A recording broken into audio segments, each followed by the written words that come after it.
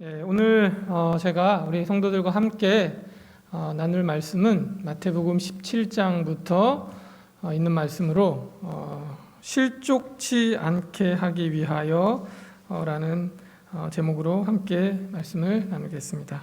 먼저 오늘 말씀의 본문 마태복음 17장 24절부터 27절의 말씀 다시 읽도록 하겠습니다.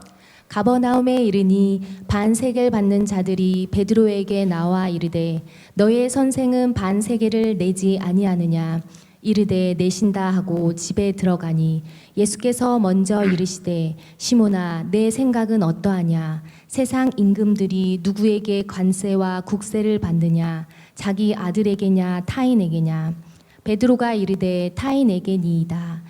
예수께서 이르시되 그렇다면 아들들은 세를 면하리라. 그러나 우리가 그들이 실족하지 않게 하기 위하여 내가 바다에 가서 낚시를 던져 먼저 오르는 고기를 가져 입을 열면 돈 한 세겔을 얻을 것이니 가져다가 나와 너를 위하여 주라 하시니라. 네, 감사합니다. 오늘 본문의 말씀을 보면 반세겔을 받는 자들이 나옵니다. 그들은 베드로에게 와서 왜 너의 선생은 반세겔을 내지 않느냐고 묻고 있습니다. 여기서 여러분이 반세겔이 무엇을 의미하는지 알고 계십니까? 이 반세겔은 출애굽기 30장에서 유래된 것으로 예루살렘 성전의 예배의 유지와 관리를 위해서 해마다 20세 이상의 유대의 성인 남자들이 내야 했던 일종의 세금입니다. 그래서 출애굽기 30장의 말씀을 보면 계수 중에 드는 모든 자 곧 20살 이상 된 자가 여호와께 드리되 너희의 생명을 대속하기 위하여 여호와께 드릴 때에 부자라고 반세겔에서 더 내지 말고 또 가난한 자라고 덜 내지 말 것이며 이 딱 반세겔을 내도록 그렇게 정해져 있었습니다. 그래서 이 반세겔을 일명 성전세라고도 불렀습니다. 뭐라고요? 성전세. 이 성전세를 내지 않는 것은 유대인들에게 있어서 성전에 대한 모독으로 간주가 되었고 그리고 굉장히 무거운 죄로 여겼다고 하는 것입니다. 이 구약의 반세겔은 그 값어치가 얼마나 될까요? 구약의 반세겔은 신약의 값어치로 계산을 하게 되면 약 2드라크마 정도 된다고 합니다. 여러분 드라크마는 많이 들어보셨죠? 이 드라크마라고 하는 것은 오늘날의 가치로 환산을 하면 일반적인 노동자의 하루치 품삯에 해당되는 그러한 가치입니다. 그래서 반세겔이 2드라크마니까 반세겔은 오늘날의 가치로 말하면 얼마 정도 될까요? 노동자의 며칠, 이틀치 품삯이 되는 것입니다. 그 당시로 보면 이 반세겔은 적지 않은 그러한 금액이었습니다. 그런데 이 반세겔을 성전세를 징수하는 사람들이 느닷없이 베드로를 찾아와서 왜 너와 너의 선생은 반세겔을 내지 않느냐고 문제를 제기하고 있는 것입니다. 그런데 성경을 자세히 읽어보면 이때는 이 반세겔을 징수하는 사람들이 베드로를 찾아온 이 시기는 사실 성전세를 거두던 그러한 시기가 아니었습니다. 여러분 오늘날도 우리가 세금을 아무 때나 내는 건 아니죠. 세금을 내는 시기가 있죠. 그때도 마찬가지로 세금을 내는 성전세를 거두던 그러한 시기가 있었는데 이 성전세 징수원들이 베드로와 예수님을 찾아온 시기는 그때는 일반적으로 성전세를 거두던 그러한 시기가 아니었습니다. 그래서 성전세 징수를 하는 사람이 베드로를 찾아와서 성전세 납부 문제를 제기한 것은 단순하게 성전세를 받기 위한 것이 아니라 다른 어떤 의도가 숨어 있었다라고 볼 수가 있는 것입니다. 그것은 바로 성전세 징수자의 그 배후에 제사장들과 관원들이 있었다고 하는 사실을 보여줍니다. 이 제사장과 관원들은 성전세 징수자를 포섭해서 그의 협력을 이끌어내어서 예수님의 사역을 방해하고 뭔가 하나라도 고소할 거리를 찾기 위해서 교묘하게 함정을 파 놓았던 것입니다.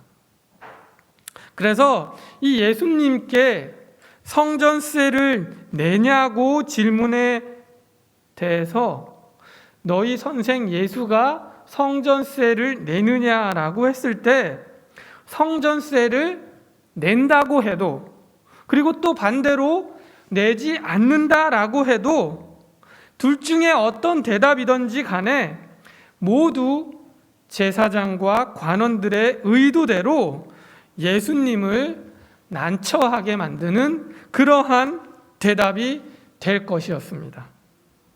여러분, 우리가 이러한 상황을 일컫는 사자성어가 있죠. 사면초가, 또 고립무원, 또 어떤 사자성어가 있을까요? 진퇴양난. 다양한 이러한 이 상황을 설명해 주는 사자성어가 생각이 납니다. 어떤 대답을 한다 해도, 어떤 답변을 내놓는다 해도 사면초가의 상황이고 진퇴양난의 상황이 되어버리는 것입니다. 과연 왜 그럴까요? 그럼 우리가 하나씩 좀 생각해 볼까요?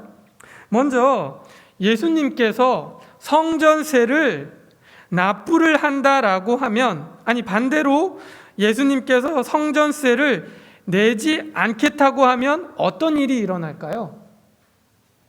어떤 반응을 보게 될까요? 성전세를 내지 않겠다고 하면 예수님은 성전세를 내지 않으면서 성전과 그 당시의 의식들을, 제례 의식들을 무시하는 사람으로 낙인을 찍어서 성전 제도를 전복시키려고 한다는 그러한 비난을 하면서 예수님의 사업을 방해를 할 것입니다. 또 반대로 성전세를 예수님께서 내겠다고 하면 어떤 일이 일어날까요? 세금을 내겠다고 하는데 무슨 문제가 생길까요? 별 문제가 없을 것 같지요, 여러분? 예수님도 세금을 내야죠. 세금을 내겠다고 하는데 그러면 무슨 문제가 생길까요? 여러분, 바로 여기에 유대인들이 파놓은 함정이 있었습니다.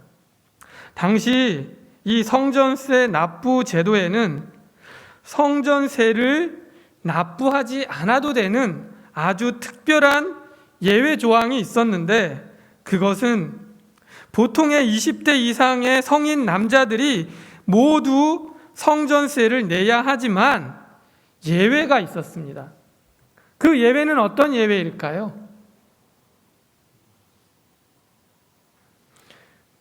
모두가 내야 하는 성전세, 그러나 성전세를 내지 않아도 되는 예외가 있었는데, 그 예외는 일반적으로 랍비라고 불리는 사람들, 그리고 선지자들은 이 성전세를 내지 않아도 되는 면세의 권리가 있었습니다.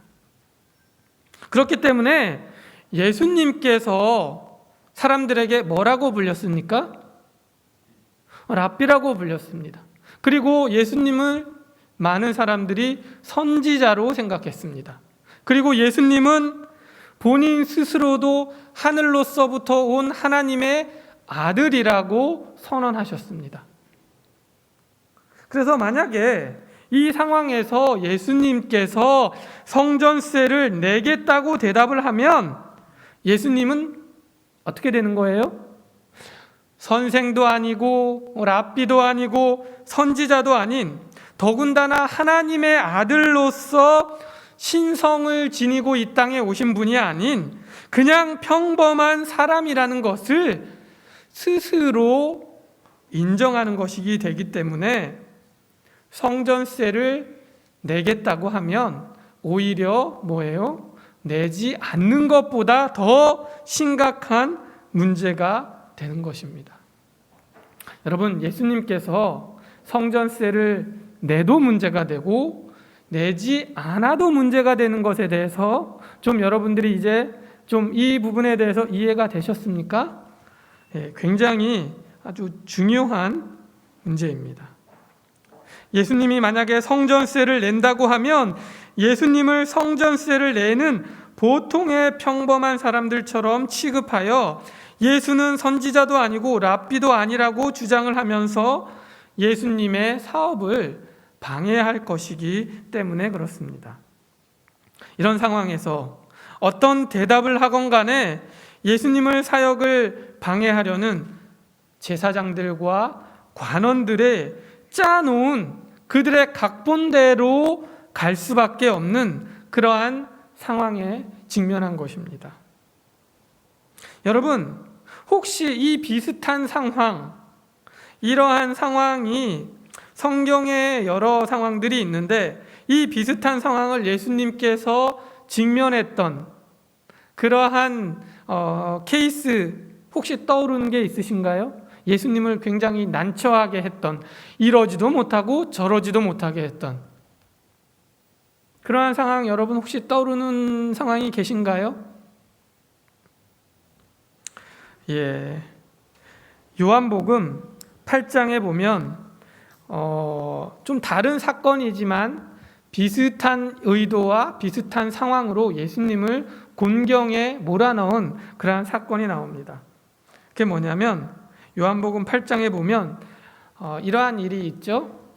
서기관들과 바리새인들이 음행 중에 잡힌 여자를 끌고 와서 가운데에 세우고 예수께 말하되 선생이여 이 여자가 간음하다가 현장에서 잡혔나이다. 모세는 율법에 이러한 여자를 돌로 치라 명하였거니와 선생은 어떻게 말하겠나이까. 참 이 유대인들은 머리는 굉장히 좋은 것 같아요.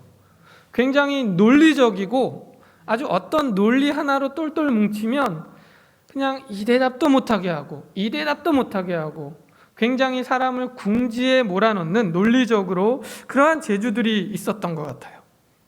그래서 만약에 예수님께서 서기관들과 바리새인들이 던진 이 질문, 선생은 어떻게 말하겠나이까? 라고 하는 이 질문에 만약에 예수님께서 그 여인을 돌로 치라라고 하면 어떤 일이 일어날까요? 지금까지 예수님이 가르쳐온 사랑과 자비와 용서라는 가르침에 역행한다고 비난을 할 것입니다. 게다가 이렇게 형을 곧바로 집행하는 것은, 돌로 치는 그러한 형을 곧바로 집행하는 것은 로마 제국 총독의 허락이 있어야만 하기 때문에 로마의 법률을 위반하는 사람이라고 또 고소를 할 것입니다.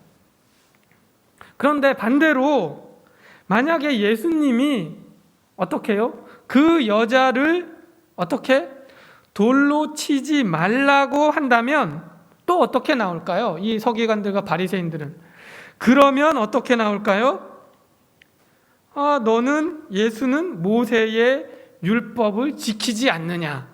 왜 모세의 율법에 따르지 않느냐? 모세의 율법을 어겼다는 죄목으로 산헤드린 공의회에서 유죄 선고를 받게 되는 그러한 일이 일어나는 것입니다.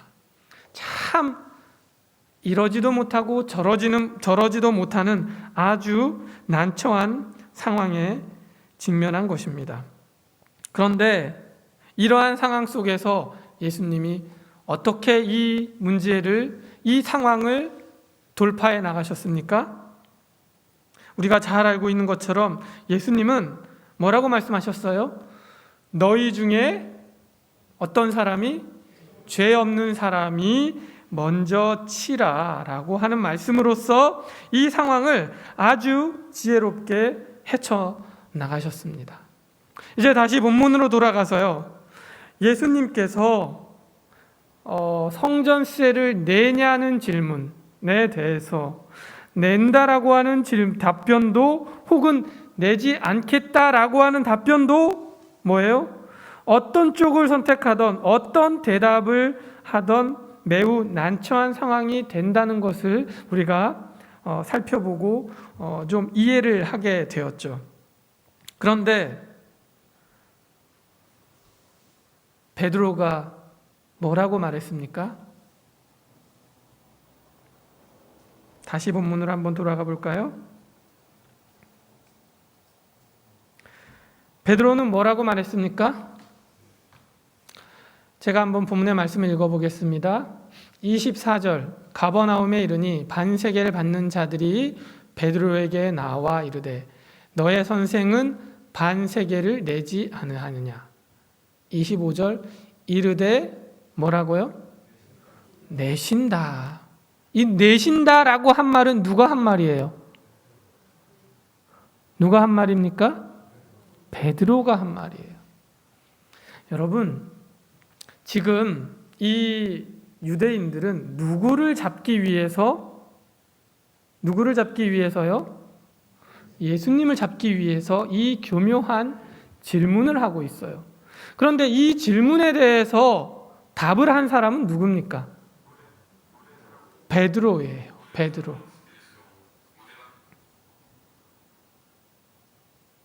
베드로가 뭐라고 대답을 했습니까? 내신다라고 대답을 했어요. 요즘 말로 말하면 베드로는 쉽게 말해서 제사장들과 관원들이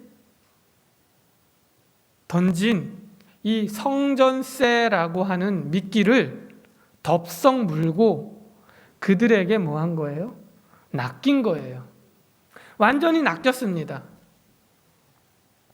베드로는 그 제사장들과 관원들의 의도, 그들이 뒤에 가지고 있는 음모를 알아차리지 못하고 그냥 성전세를 낸다라고 덥석 뭐 한 거예요? 미끼를 물어버린 것입니다. 예수님이 성전세를 낸다고 말해버린 것이에요. 베드로는 사실 이 일이 있기 바로 전에 마태복음 16장에서 이렇게 고백을 했습니다. 시몬 베드로가 대답하여 이르되 주는 그리스도시요 살아계신 하나님의 아들이시니이다. 뭐라고요? 베드로가 뭐라고 말했습니까? 주는 그리스도시요 살아계신 하나님의 아들이시니이다 라고 고백했어요. 이 말은 뭡니까? 하나님의 아들 예수님의 뭐를? 신성을 베드로가 고백을 한 것입니다. 그런데 얼마 되지 않아서 베드로는 이 자신의 고백을 까맣게 잊어버렸는지 성전세를 내냐라고 하는 제사장과 관원들의 질문에 낸다라고 하면서 뭐 한 거예요? 사실상 예수님의 신성을 뭐 한 거예요? 부인해 버린 것입니다. 이제는 조금 전까지만 해도 베드로는 예수님의 신성을 고백하며 그분의 하나님의 아들로서의 신분을 인정했지만 이제는 성전세를 낸다라고 대답함으로써 제사장들과 관원들이 유포하려고 애쓰는 예수님에 대한 거짓된 관념, 즉 예수님은 하늘로서 온 선생도 아니고 하나님의 아들도 아닌 평범한 사람, 아니 더 나아가서 예수는 종교적인 사기꾼이라는 주장을 사실상 성전세를 낸다는 대답으로 그들의 주장을 인정해버리고 만 것입니다. 아주 심각한 실수를 베드로가 범하고 말았죠. 베드로의 성급한 그리고 신중하지 못한 성향이 잘 드러나는 본문 중에 하나입니다. 자기 자신의 감정과 의견에 따라 말하고 앞장서 나가는 베드로의 모습을 여실히 보여주고 있는 장면입니다. 이제 베드로의 신중하지 못하고 성급한 한마디 말 때문에 베드로는 물론 예수님까지도 아주 난처한 상황에 빠지고 말았습니다. 여러분, 탈무드에는 이런 말이 있다고 합니다. 물고기는 항상 입으로 낚인다. 인간도 역시 입으로 걸린다. 베드로가 뭐 때문에 낚였어요? 말 한마디 때문에. 길지도 않습니다. 성전세 낸다. 그 한마디로 베드로는 예수님의 신성을 부인해버리고 만 것입니다. 사실 우리가 어떤 말을 할 때 좀 신중할 필요가 있습니다. 말 한마디로 나 자신은 물론 상대방도 난처하게 만드는 그러한 경우가 종종 있습니다. 또 그 말 한마디 때문에 우리가 어떤 영혼에게 상처를 주거나 그 영혼을 실망하게 하거나 더 나아가 그 영혼을 실족하게 하는 일들이 발생하기도 합니다. 또 반대의 경우로 우리가 누군가의 말이나 실수 때문에 우리 자신이 불이익을 당하거나 손해를 입게 되는 그러한 경우들도 있습니다. 만약에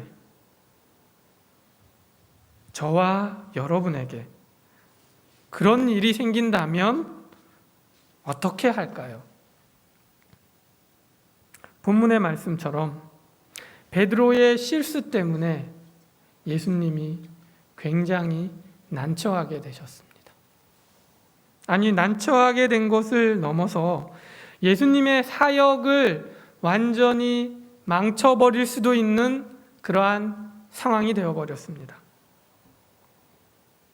만약 우리 같으면 야, 베드로 너 때문에 망했다. 넌 쓸데없이 말만 앞서가지고 그렇게 일을 그르치냐? 그런 원망 섞인 비난이나 혹은 책망을 하지 않을까요? 그런데 이 상황에서 우리 예수님은 과연 이 상황을 어떻게 헤쳐나갈 것인가? 예수님은 이 상황을 어떻게 반전을 시키실 것인가? 말씀을 보면 너무나 흥미롭습니다.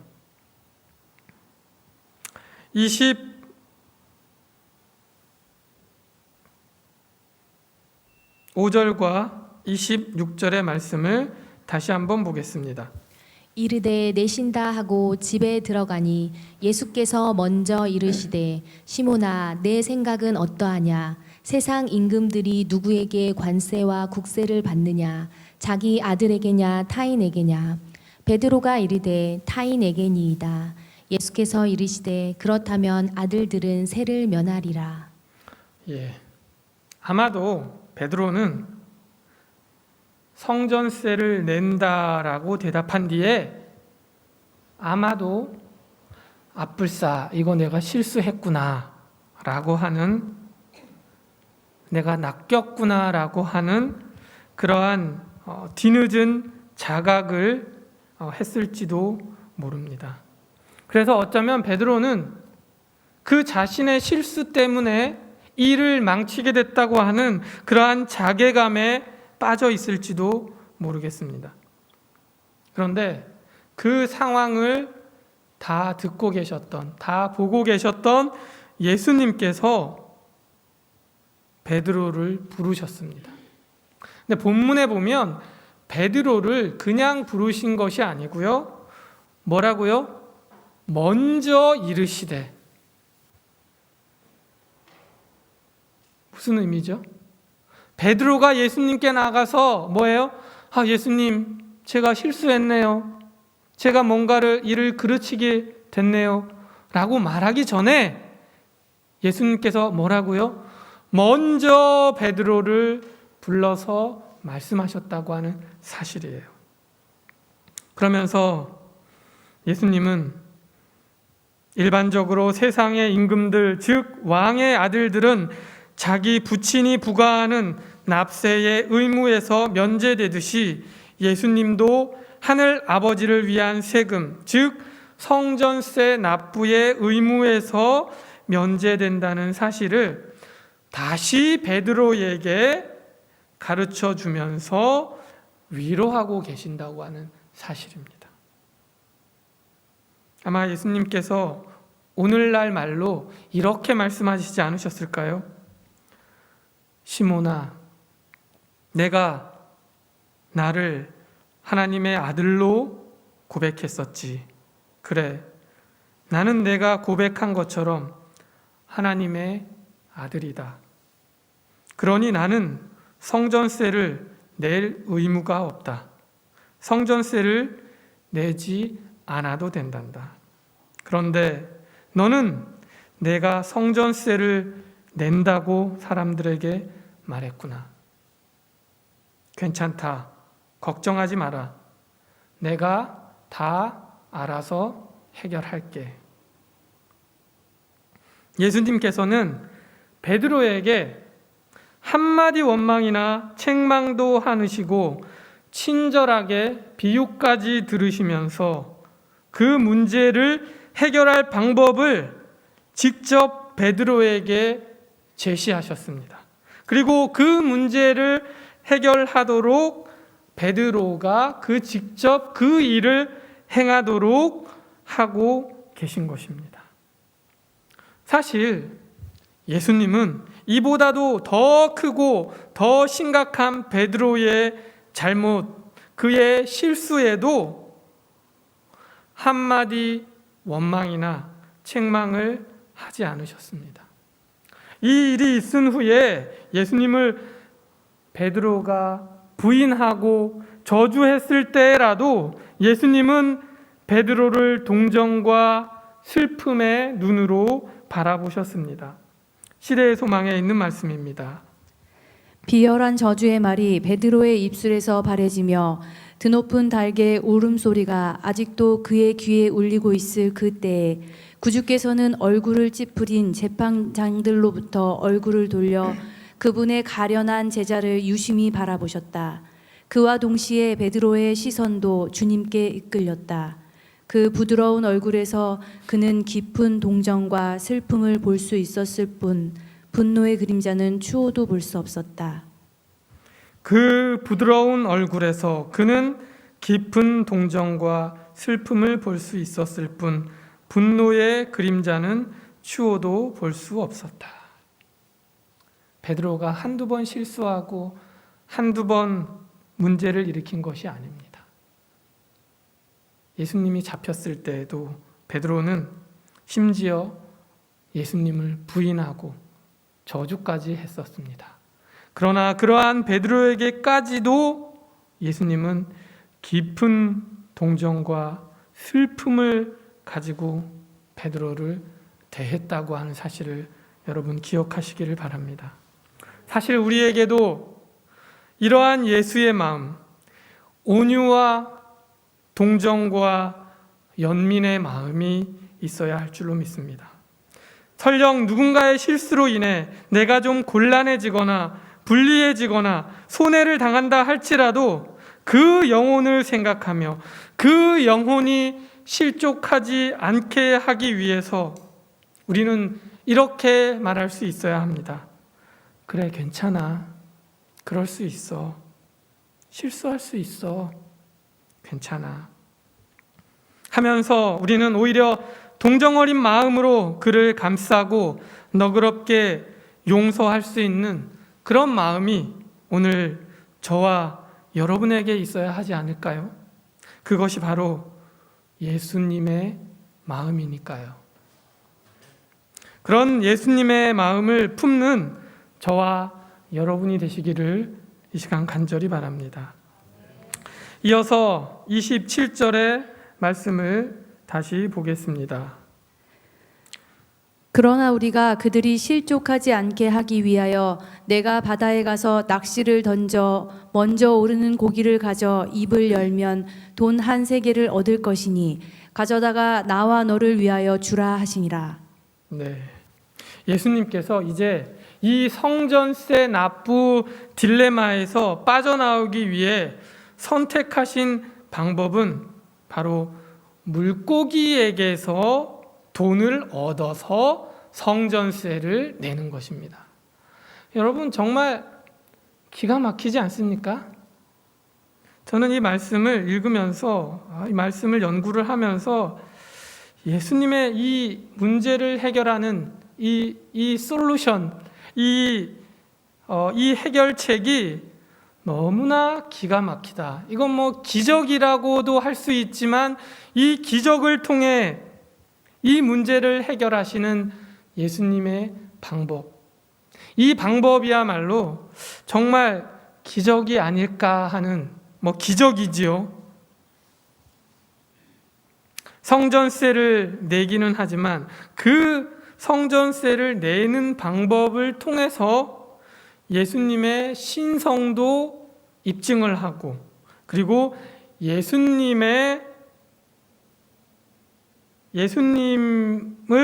함정에 빠뜨리려던 사람들의 그 기도 꺾어 놓으시고, 그리고 뭐예요?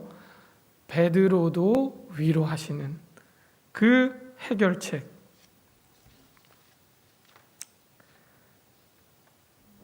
시대의 소망 432쪽에 보면 이렇게 이 예수님의 해결책에 대해서 해석을 하고 있습니다. 제가 말로 설명하는 것보다 너무 정리가 잘 돼 있어서 한번 읽어드리겠습니다. 예수께서 만일 한마디의 항의도 없이 성전세를 바치셨더라면 그 주장이 정당하다는 것을 사실상 승인하는 것이 되었을 것이요, 따라서 그의 신성도 부인하는 것이 되었을 것이다. 그러나 그는 그 요구에 응하는 것은 좋다고 생각하였으나 그 주장을 하게 된 근본 문제에 대해서는 부인하셨다. 세를 지불할 돈을 준비하심으로써 그는 자신의 신적인 신분에 대한 증거를 보이셨다. 예수는 하나님과 하나가 되신 자요, 그러므로 그 나라의 일개 시민처럼 세를 내실 의무가 없으시다는 것이 명백하여졌다. 네, 예수님은 실제로 성전세를 내지 않아도 되셨지만 본문의 말씀을 보면 예수님이 어떤 이유를 들어서 성전세를 내가 내겠다고 말씀하셨습니까? 오늘 설교 말씀의 제목이 뭐죠? 그들이 뭐하지 않게 하기 위해서, 실족하지 않게 하기 위해서 굳이 내지 않아도 되는 성전세를 예수님께서 내겠다고 하신 것입니다. 그들과의 논쟁에서 이기기 위해서 성전세를 내겠다고 하신 것도 아닙니다. 비록 그들이 예수님을 비난하고 공격하는 원수라 할지라도 그들도 실족하지 않게 하기 위해서 예수님께서 성전세를 내시겠다고 하신 것입니다. 오늘 본문 가운데 아주 중요한 한 단어를 꼽으라고 한다면 바로 실족이라고 하는 단어입니다. 우리가 이 단어에 대해서는 잘 알고 있고 많이 들어봤습니다. 그런데 이 실족하게 하다라고 하는 이 성경의 원어는 스칸달리조라고 하는 단어인데요. 이 단어는 문자적으로 미끼 혹은 함정을 뜻합니다. 그리고 그 의미가 더 확대되어서 사람들을 죄로 끌어들이거나 실족하게 하고 또 그릇 인도하게 하고 분쟁을 일으키게 한다라는 그러한 의미로 사용이 되었습니다.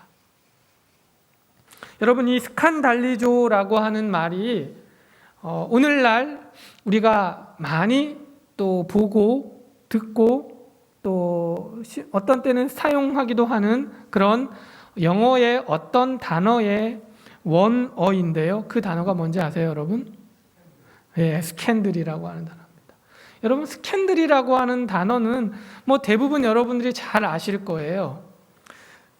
그래서 이 실족하게 하다라고 하는 단어의 원어의 의미가 스캔들과 연결이 되어 있어요. 그래서 다시 말하면 예수님께서 뭐예요? 어떤 이 성전세 납부 문제로 그들과 어떤 소위 우리가 말하는 스캔들을 일으키지 않게 하기 위해서라고 하는 의미로도 우리가 해석을 할 수가 있어요. 예수님께서는 그들이 실족하지 않게 하기 위해서, 그들과 스캔들이 없게 하기 위해서, 그들을 성나지 않게 하기 위해서, 또 그들과 분쟁을 일으키지 않게 하기 위해서 성전세를 내시기로 선택을 하셨던 것입니다. 우리가 이 오늘 본문의 말씀을 통해서 생각하고 또 실천해야 하는 아주 중요한 것 가운데 하나는 뭐냐면, 우리가 살아가면서 결코 진리의 본질이나 원칙을 두고 타협하거나 양보하는 것은 절대 있어서는 안 되는 일입니다. 그러나 그 외의 것들에 대해서는, 비본질적이고 원칙이 아닌 것들에 대해서는 가능한 우리가 사람들과 스캔들을 피하고, 그리고 논쟁을 벌이지 않고 양보하고 관용하며 평화롭게 그들과의 관계를 유지하라라고 하는 말씀입니다. 그들이 심지어 우리를 반대하고 우리를 공격하는 자들이라 할지라도 말입니다. 성도 여러분, 저는 오늘 이제 말씀을 마치면서 예수님께서는 하나님의 아들로서 성전세를 낼 필요나 이유가 전혀 없으셨지만, 성전세를 내지 않음으로써 불필요한 오해와 논쟁을 불러일으키고 사람들을 실족하지 않게 하기 위해 자진해서 성전세를 내셨습니다. 물론 예수님께서 그분이 가지고 계셨던 어떤 그 경제적인 그분의 재산 중에서 일부를 떼어 내신 것은 아니지만, 그분의 어떤 희생을 필요로 했다고 하는 사실을 우리가 기억할 필요가 있어요. 때때로 우리가 재림교회의 일원으로서, 재림교인으로 살아가면서 사람들과 믿음과, 그리고 우리의 생활 방식, 그리고 우리의 어떤 신앙 원칙에 있어서 다른 부분들이 꽤 많이 있습니다. 그래서 종종 사람들이 우리를 그런 것들 때문에 오해하고, 심지어는 우리를 이단이라고 하는 그러한 경우들도 있습니다. 그러나 우리는 비본질적이고 사소한 문제로 사람들과 불화하거나 그들에게 오해를 더해서는 안 될 것입니다. 진리의 원칙에는 바로 서되 가능한 사람들과 우리가 논쟁을 피하고 평화롭게 지내야 하는 것입니다. 때로는 그것이 부당하게 생각되고 또 우리에게 손해가 되고 우리를 불리하게 만든다 할지라도 말입니다. 그리고 우리와 함께하고 있는 사람들과의 관계에서 가능한 그들과 평화하고 또 온유한 그리스도의 모본을 따라 살아가는 저와 여러분이 되시기를 간절히 바랍니다. 시대의 소망 432쪽에 있는 말씀을 읽고 오늘 말씀을 마치겠습니다. 예수께서는 당신이 세를 바칠 의무가 없음을 명백히 하시는 한편 그 문제에 대해서 유대인들과 쟁론하지 아니하셨는데 그 까닭은 유대인들이 예수의 말씀을 곡해하고 그 말씀으로 자기를 적대할 것이기 때문이었다. 예수께서는 당신이 세를 내지 않으심으로써 저들의 분노를 일으키지 않도록 하기 위하여 부당한 요구이지만 그 일을 행하신 것이다. 그리스도인들은 진리의 한 가지 원칙이라도 희생시켜서는 안 되지만 어느 때든지 할 수만 있으면 논쟁을 피해야 한다. 우리는 사람들과 더불어 평화를 누리기 위해 최선의 노력을 기울여야 한다. 그리고 진리의 적들과 불필요한 갈등을 피하기 위하여 우리가 해야만 하는 것 이상을 해야 한다. 그러나 어떤 상황에서도 결코 다른 이의 호감을 사려고 하면서 진리를 두고 타협해서는 안 된다. 오늘도 우리가 이 말씀을 깊이 생각하고 내 주변의 모든 사람들과 평화하되 우리가 진리의 원칙에는 굳게 서는 저와 여러분이 되시기를 간절히 바라며 말씀을 마치겠습니다.